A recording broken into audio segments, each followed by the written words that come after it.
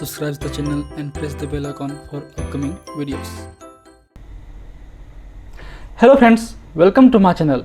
तो आज इस वीडियो पे हम समझेंगे यूवी विजिबल स्पेक्ट्रोस्कोपी के बारे में, जो कि बहुत ही इंपॉर्टेंट टॉपिक है आपका स्पेक्ट्रोस्कोपी को लेकर या फिर इंस्ट्रूमेंटल एनालिसिस को लेकर।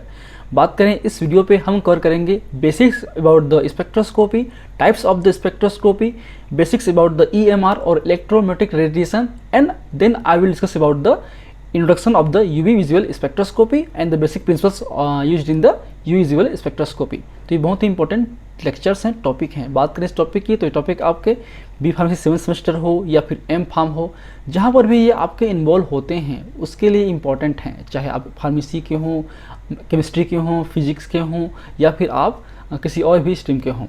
And if you want to watch my previous videos regarding the spectroscopy और instrumental analysis, you can check description box below और बाय यूजिंग दिस लिंक। इसके अलावा आपको नोट्स चाहिए तो मैं अपने सारे नोट्स मेरे वेबसाइट www.pharmacyconcept.in पे अपलोड करता हूँ। वहाँ आप विजिट कीजिए, वहाँ से आप इजीली नोट्स वगैरह डाउनलोड कर सकते हैं।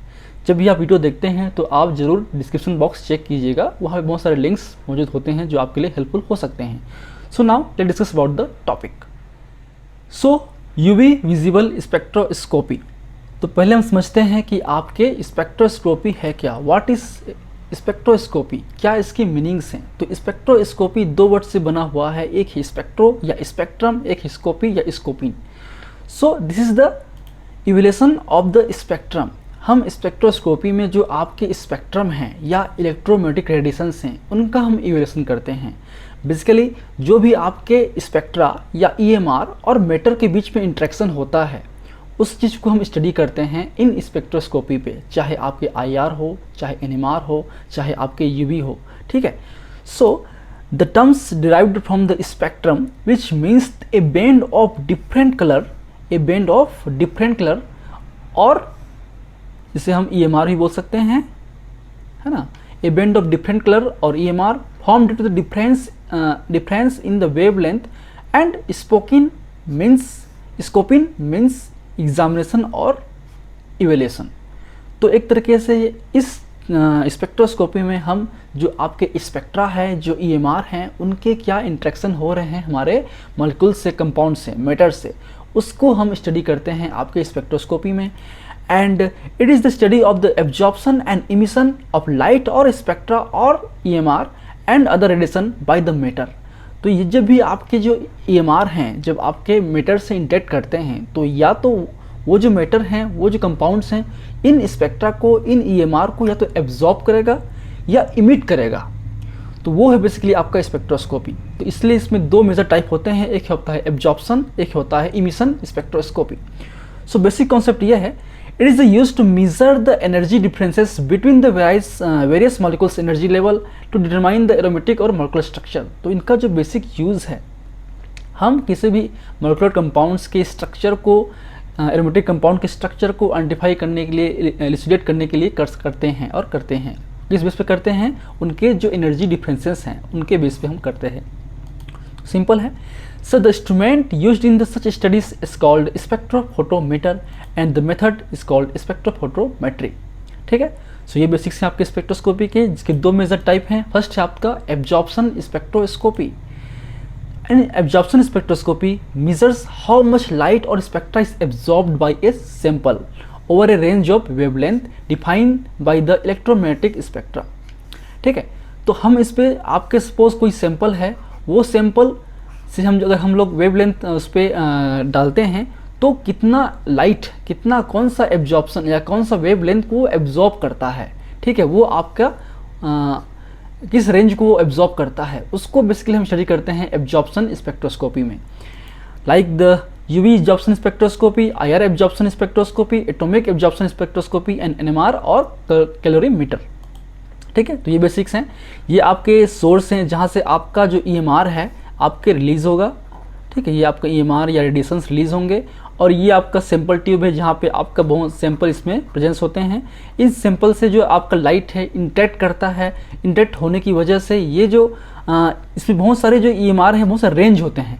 इस रेंज में कुछ स्पेसिफिक रेंज को ही वो एब्जॉर्ब करता है, कुछ स्पेसिफिक वेवलेंथ को ही वो एब्जॉर्ब करेगा, उस एनर्जी को वो एब्जॉर्ब करेगा। अल्टीमेटली वेवलेंथ में होता क्या है, वेवलेंथ में फ्रीक्वेंसी होती है फिक्स, उस फ्रीक्वेंसी के बेस पे उसका एनर्जी होता है।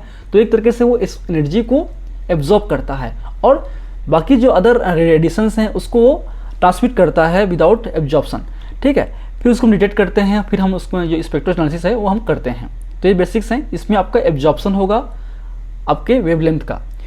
नेक्स्ट है आपका इमिशन स्पेक्ट्रोस्कोपी, जिसमें आपका इमिट होगा आपका रेडिएशंस। ठीक है, so emission spectroscopy is a spectroscopy techniques which examine the wavelength of photons emitted by atoms or molecules during their transition from an excited state to the lower energy state।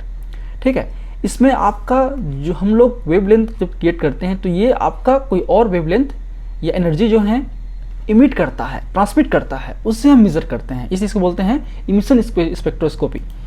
इसमें आते हैं fluorescence spectroscopy, atomic emission spectroscopy, flame photometer या flame emission spectroscopy. तो simple इसमें concept, इसमें भी हम energy light source से एनर्जी प्रोवाइड करेंगे, लेकिन इसमें क्या होता है आपका जो एक्साइटेड स्टेट है उससे आपका लोएस्ट जब आएगा तब वो कुछ एनर्जी को ट्रांसमिट करेगा और उस ट्रांसमिशन को हम लोग फिर डिटेक्ट करके उसका स्पेक्ट्रम हम एनालिसिस करते हैं। तो इमिशन में आपके एनर्जी ट्रांसमिट होती है जिसको हम स्टडी करते हैं, और एब्जॉर्प्शन में आपके जो वेवलेंथ हैं, एनर्जी जो एब्जॉर्ब होंगी उनको हम स्टडी करते हैं। तो ये दो बेसिक डिफरेंस हैं आपके एब्जॉर्प्शन और इमिशन स्पेक्ट्रोस्कोपी के। चलिए अब आते हैं हम लोग बेसिक्स ऑफ द EMR और इलेक्ट्रोमैग्नेटिक रेडिएशंस और स्पेक्ट्रम। तो स्पेक्ट्रम एक तरीके से रेडिएशंस हैं, बंच ऑफ रेडिएशन है, बंच ऑफ बहुत सारे जो वेवलेंथ का रेंज हैं उनमें, उसको हम बोलते हैं स्पेक्ट्रा। ठीक है, तो ये जैसे कि हम जानते हैं कि आपका जो स्पेक्ट्रम है या EMR है वो एक तरीके से वेव फॉर्म पे आपके ट्रांसमिट होते हैं, आपके प्रोपोगेट होते हैं। ठीक है, ट्रेवल करते हैं हमारे स्पेस पे, वैक्यूम पे या एयर पे, क्लियर है, या मीडियम पे भी।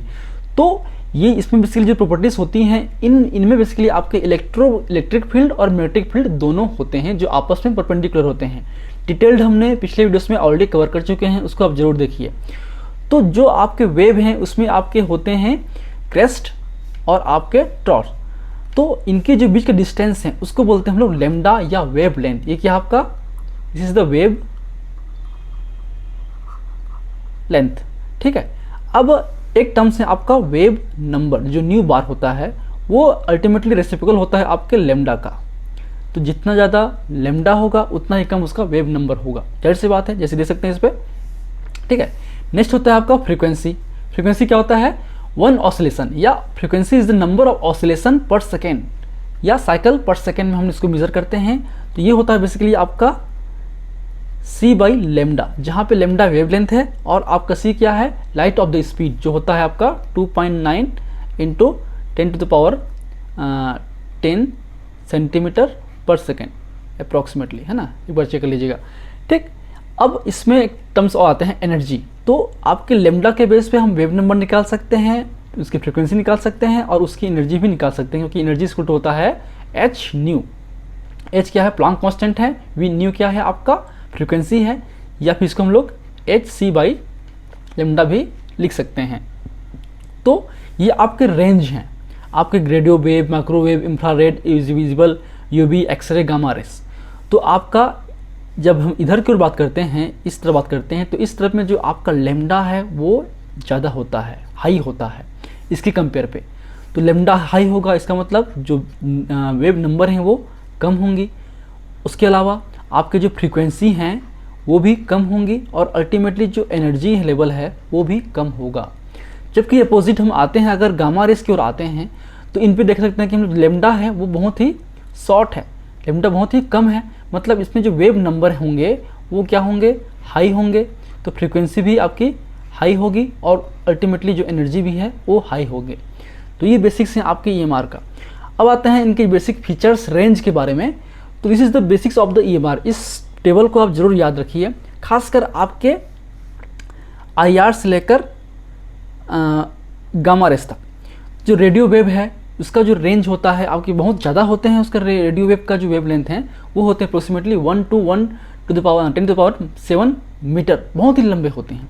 ठीक है, बहुत डिस्टेंस बहुत ज़्यादा होता है उनका, ठीक है। और इनका जो यूज़ है हम करते हैं एनएमआर पे कर सकते हैं, या जो हम मॉलिक्यूलर स्पेक्ट्रम की या एक्साइटेशन की, तो इस पर आपका स्पिन ओरिएंटेशन होता है।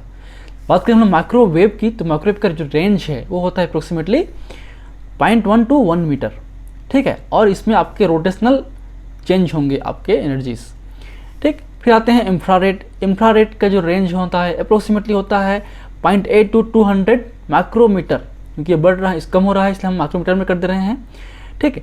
तो आप एक बार और बुक देखिए, हर बुक में अलग अलग लिखा होता है, बट सारे सही हैं, इसमें कोई डाउट नहीं है। हम भी रेफरेंस बुक से ही मैटर को कलेक्ट करते हैं। बहुत सारे हमने बुक पढ़ा है तो बहुत सारे अलग अलग वैल्यूज़ दिखा होता है, लेकिन जो एक्चुअल में सही है, जो हम पढ़ते हैं फ्रिक्वेंटली, उसको मैंने यहाँ पे नोट डाउन किया है। अब आते हैं फार I R. Far I R कई बार जो हैं आपके 15 या 25 से लेकर 200 माइक्रोमीटर तक होता है। कई बुक में 15 से लिखा है, कई बुक में 25 से लिखा है, ठीक है। इसमें आपके वाइब्रेशनल या रोटेशनल एनर्जी जो है चेंज होती हैं आपके आई आर पे।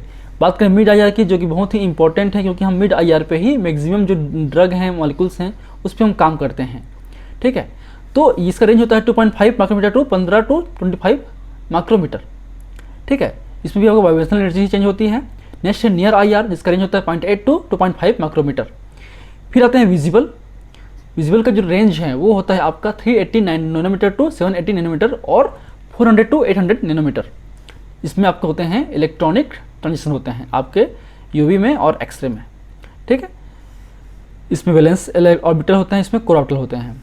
बात करें नियर यूवी की, तो वो होता है आपका 180 nm टू 380 nm, जिसको हम 200 to 400 नैनोमीटर भी बोल सकते हैं। बात करें वैक्यूम यूवी की या फार वैक्यूम यूवी की, उसका जो रेंज होता है आपका अप्रोक्सीमेटली 10 नैनोमीटर टू 200 नैनोमीटर की ओर होता है। एक्सरे की बात करें, उसका रेंज होता है 0.1 to 10 नैनोमीटर का होता है। गामा रेस की बात करें, जिसका हम यूज़ करते हैं कैंसर ट्रीटमेंट में, उसका जो रेंज बहुत ही कम होता है, अप्रोक्सीमेटली -10 सेंटीमीटर का होता है आसपास, 10⁻⁻10 सेंटीमीटर का होता है। ये बेसिकली आपके मोसबियर इफेक्ट शो करते हैं, न्यूक्लियर ट्रांजिशन शो करते हैं, जो आपका न्यूक्लियर ही है वो आपके एक्साइट होते हैं। बाकी जगह पे इलेक्ट्रॉन्स एक्साइट होते हैं यूवी पे, लेकिन यहाँ पे न्यूक्लियर एक्साइट होते हैं।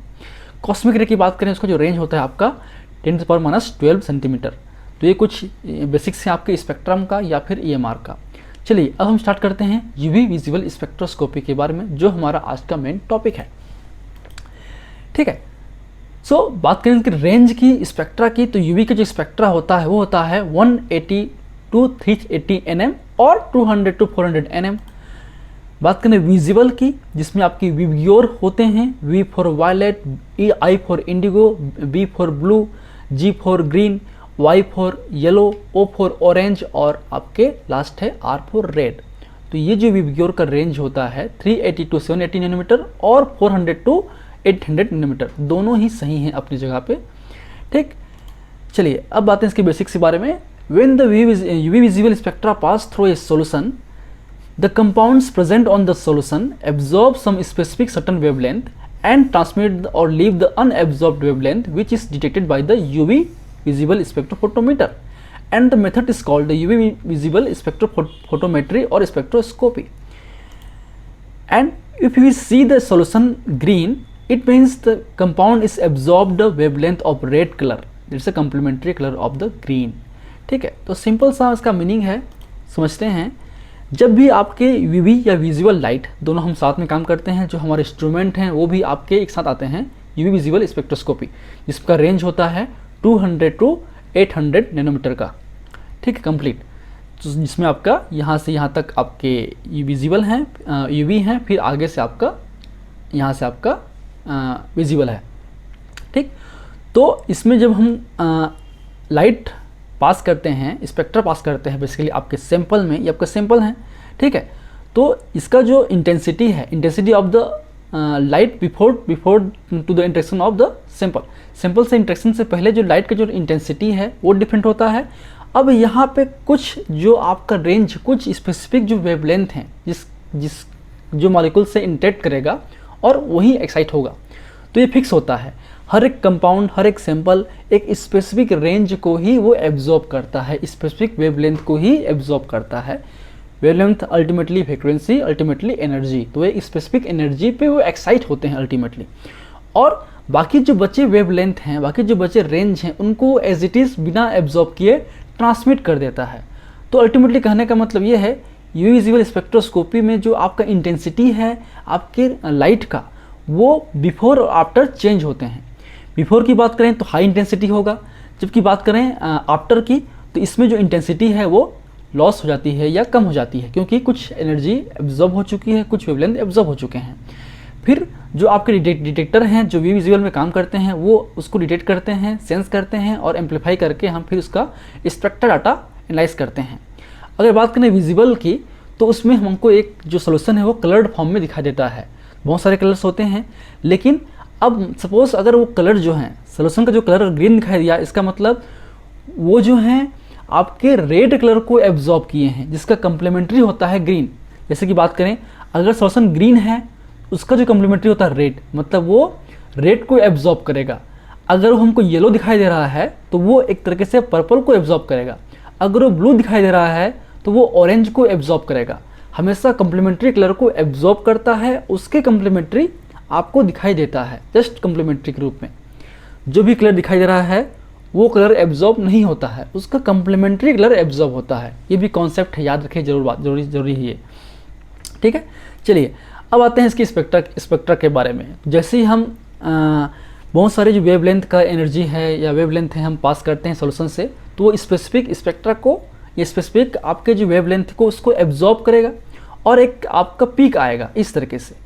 ठीक है, अब ये जो पीक है, ये जो आपका रेंज है, जो मैक्सिमम आपका जो है वो एक तरीके से क्या है आपका लैम्डा मैक्स है, जो हर एक ड्रग का फिक्स होता है। बट याद रखिए जब ग्राफ हम बनता है इसमें तो वो 800 से लेकर 200 की ओर जाता है, मतलब ग्राफ जो बनेगा वो इस तरीके से बनता है। ठीक है, इस डायरेक्शन पे आपको मूव होता है। क्यों होता है 200 क्यों नहीं होता? क्योंकि याद रखिए ये जो वेवलेंथ है 200 to 800, अब वेवलेंथ क्या है, ये हाई है और ये आपका लो है। ये वेवलेंथ आपका हाई हो गया ना और ये लो हो गया। तो अल्टीमेटली जो आपके मॉलिक्यूल्स हैं जो प्रेजेंस हैं आपके सैंपल पे, वो आपके एनर्जी को एब्जॉर्ब करते हैं। तो हम हमेशा लो एनर्जी से हायर एनर्जी की ओर जाते हैं। ठीक है, तो इसके केस में जो एनर्जी की बात करें तो ये आपका लो एनर्जी होगा, इधर की एनर्जी बात करें ये हाई एनर्जी होगा। ठीक है, इसलिए ग्राफ जो है अब इस तरफ से बनता है, आपका इस तरह से आपका होगा। सिंपल में अगर एक ही सैंपल, अगर उस सैंपल में सोल्यूशन में केवल एक ही ड्रग है, स्पेसिफिक ड्रग है, तो पीक आपका एक ही आएगा, है ना। अब ये जो अब जो पीक का जो एम्पलीट्यूड है वो डिपेंड करता है कंसंट्रेशन पे। जैसे कि बात करें वो इस तरीके से भी आ सकता है। इसका मतलब क्या हुआ, इसका जो कंसंट्रेशन है वो आपके हाई होगा इसके कंसंट्रेशन के कंपेयर पे। ठीक है, कंपेयर पे। ठीक है, तो जितना बड़ा पीक आएगा मतलब एब्जॉर्प्शन डायरेक्टली क्या है, आपका जो एब्जॉर्प्शन है आपके ड्रग का वो बेसिकली डिपेंड करता है आपके कंसंट्रेशन पे प्लस आपके लेंथ पे, LANGTH, length of the path. जो क्यूवेट है, क्यूवेट का जो साइज है, लेंथ है, उस पर भी आपका डिपेंड करता है आपका एब्जॉर्प्शन। जितना ज़्यादा लेंथ होगा, जितना ज़्यादा कंसंट्रेशन होगा, उसका एब्जॉर्प्शन उतना ही अच्छा होगा। तो बहुत सारे ड्रग हैं उनका स्पेसिफिक कुछ लेमडा है, जैसे कि हम देख सकते हैं पेस्टोबॉल का होता है 243, प्रोटीन का होता है 280 नैनोमीटर, DNA का होता है 260 नैनोमीटर और जो एस्पिरिन है उसका होता है 265 नैनोमीटर। तो हम इसको पहले तो कुछ क्लियर कर देते हैं ताकि आपको ईजिली जो है आप नोट डाउन कर सको या लिख सको। बाकी आप समझ गए होंगे कि आपके जो कंसंट्रेशन पे भी आपका डिपेंड करता है हमारा एब्जॉर्प्शन और उसके लेंथ पे भी डिपेंड करता है। ठीक है, तो ये आपका यहाँ लिखता हूँ मैं एंड लेंथ। ठीक, अब सिंपल से कंसेप्ट है कि ये आपके जैसे कि लाइट है, इस लाइट में बहुत सारी विब्गियो लाइट है, ये एक तरीके से ये वायलेट है, Indigo, blue, green, yellow, orange और रेड।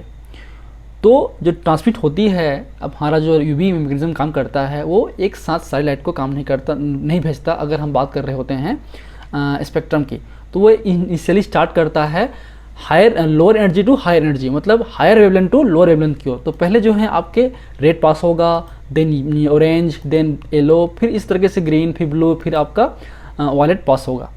तो उस हिसाब से वो अपना वो एब्जॉर्प्शन शो करता है। इसलिए जो है ग्राफ हमेशा इस डायरेक्शन पे बनता है, इस तरीके से। ठीक है, याद रखिए इस डायरेक्शन पे, ना कि अपोजिट डायरेक्शन पे। तो एक कॉन्सेप्ट है बेसिक्स। चलिए अब आते हैं हम लोग उसके बेसिक जो इलेक्ट्रॉनिक ट्रांजिशंस हैं। अब होता क्या है, क्यों इंटरेक्ट करते हैं, किस तरीके से करेंगे। तो जब भी आपका यूवी विजुअल स्पेक्ट्रोस्कोपी में जब यूवी विजुअल स्पेक्ट्रा किसी सैंपल्स पे इंटरेक्ट करता है तो वो इस स्पेसिफिक जो वेवलेंथ हैं उसमें एक स्पेसिफिक फ्रिक्वेंसी होती है और इसमें स्पेसिफिक आपकी एनर्जी होती है। तो वो उस स्पेसिफिक एनर्जी को ही एब्जॉर्ब करेगा। उस एब्जॉर्बसन से जो है आपके वो जो उस मॉलिक्यूल्स में जो आपके कंपाउंड में जो मॉलिक्यूलर है वो एक तरीके से एटॉमिक जो इलेक्ट्रॉन्स हैं वो एक्साइट होंगे और वो आपके लोअर स्टेट से हाई स्टेट पे जाएगा। तो आगे बात करते हैं थ्योरी के रूप में। सो when a compound absorb UV visible spectra, the electrons are promoted from the ground state या lower state to the an excited state or higher state. This can be due to the absorption of particular energy which present on the particular wavelength of the spectra, which involves the promotion of the one electron from the HOMO means highly occupied molecular orbital to the LUMO means lowest unoccupied molecular orbital. And it is important to note that the difference in the energies of the ground state and the excited state of the electron is always equal to the amount of ultraviolet radiations or visible radiations absorbed by it. तो जो भी इनके differences हैं वो differences equal होंगे उसके absorption का। मतलब जैसे कि बात करें ये हमारा होमो है, ये आपके जो हैं आपके बॉन्डिंग हैं, यहाँ बॉन्ड रहते हैं आपके सिग्मा, ये पाई, ये एन मतलब नॉन बॉन्डिंग है, ये आपके एंटी बॉन्डिंग है, यहाँ पे बॉन्ड्स प्रेजेंस नहीं होती, यहाँ पे कोई शेयरिंग नहीं होता है इलेक्ट्रॉन्स का। तो पाई स्टार और सिग्मा स्टार जो कि आपके एक्साइटेड स्टेट हैं। ठीक है, क्लियर है। तो आपके जो ये आपका समझ लो इन दोनों के बीच की बात करें तो इनका जो ई होगा, जो डिफरेंस होगा इस एनर्जी का लोअर और हायर के बीच का, वो एग्जैक्ट इक्वल होगा आपके उस एनर्जी का जो कि आपके जिस वेवलेंथ पे वो एब्जॉर्ब हो रहा है, लेमडा या फिर लेमडा मैक्स के जो एनर्जी होगा उसके इक्वल होगा एक तरीके से, याद रखिए। ठीक है, समझ में आ गया ना। तो ये कॉन्सेप्ट है आपका यूवी विजुअल का। अब इसमें जो है याद रखने वाली बात यह है कि ये किस तरीके से ट्रांजिस्ट होते हैं और कौन सा इंपॉर्टेंट इस पर चीज़ें हैं। तो जो एक्साइटमेंट होता है जब का, तो इसमें आपके सिग्मा, पाई, एन, आपके सिग्मा प्लस और सिग्मा स्टार इस तरीके से प्रेजेंस होते हैं। तो आपका जैसे कि बात करें ये सिग्मा टू सिग्मा हो सकता है या सिग्मा टू सिग्मा स्टार या n to sigma star, pi to pi transition, n to pi star transition, इस तरीके से हो सकते हैं। जो एनर्जी रिक्वायरमेंट की बात करें देख सकते हैं हम लोग इसमें जो बहुत ज़्यादा गैप है तो इसलिए जो आपका इसमें जो रिक्वायर्ड एनर्जी है वो हाई होगी, then n to sigma, then pi to pi, then n to pi, ये कॉन्सेप्ट है। सिग्मा सिग्मा मतलब ये एक तरीके से सेचुरेटेड हाइड्रोकार्बन्स में होते हैं, जो CH4 हैं, C2H6 हैं, उनमें ये प्रेजेंस होते हैं आपके सिग्मा टू सिग्मा, इसमें CH4 वगैरह में। बात करें हम लोग N टू सिग्मा की, तो मतलब इस पर आपके नॉन बॉन्डिंग में होते हैं, तो इसमें एक तरीके से आपके नॉन बॉन्डिंग होना चाहिए। जैसे कि बात करें एल्किल हैलाइड की, मतलब आपके जो एल्किल हैलाइड है X है उसमें होते हैं जिसमें आपके लोन पेयर इलेक्ट्रॉन हो, चाहे आपके हेलोजन हो, ऑक्सीजन हो, नाइट्रोजन हो, सल्फर हो। तो ये जो X है वो आपके हेलोजन हो सकता है, आपके नाइट्रोजन हो सकता है या आपके ऑक्सीजन भी हो सकता है जिनमें लोन पेयर हो। ठीक है, इसलिए N टू सिग्मा होता है। बात करें पाई टू पाई की, इसमें आपके डबल बॉन्ड या ट्रिपल बॉन्ड होना जरूरी है, मतलब ये अनसैचुरेटेड हाइड्रोकार्बन्स में होते हैं। जैसे कि बात करें हम लोग एल्केन्स की, ठीक है, आपके एल्केन्स की या फिर हमारे एल्काइंस की। ठीक है, बात करें N टू पाई की, तो इसमें आपके जो हेलाइड्स हैं, सॉरी इसमें जो आपके कीटोन्स हैं सेचुरेटेड आपके सेचुरेटेड कीटोन्स या एल्डिहाइड वगैरह में या कार्बोनिल की बात करें उनमें ही होते हैं। जैसे कि बात करें हम लोग RH O, ठीक है, इस तरीके से इसमें होते हैं, इन पे होते हैं ये। तो ये इसकी जो डिटेल्ड कॉन्सेप्ट हैं इनके बारे में हम बात करेंगे नेक्स्ट वीडियो पे, जिसमें हम बात करेंगे जो थ्योरीज हैं आपके यूवी विजुअल स्पेक्ट्रोस्कोपी की, जिसमें हमको पढ़ना है आपके Beer's law, Lambert's law, Beer's Lambert's law. उसके अलावा पढ़ना है जो आपके इलेक्ट्रॉनिक ट्रांजिशंस हैं, इनके जो स्पेसिफिक पॉइंट्स हैं, क्या इनके इंपॉर्टेंस हैं, क्या इनका रेंज है, किस में ये काम होता है, क्या इनके प्रॉपर्टीज होती हैं, ये सब डिटेल हम बात करेंगे नेक्स्ट वीडियो पे जो कि इंपॉर्टेंट है। ठीक है, so this is the basics about the spectroscopy. I hope you like my videos. If you like my videos, please press the like button, share with your friend, and any feedback please comment on the comment section. that motivates me for the doing videos. In last, thank you, keep watching.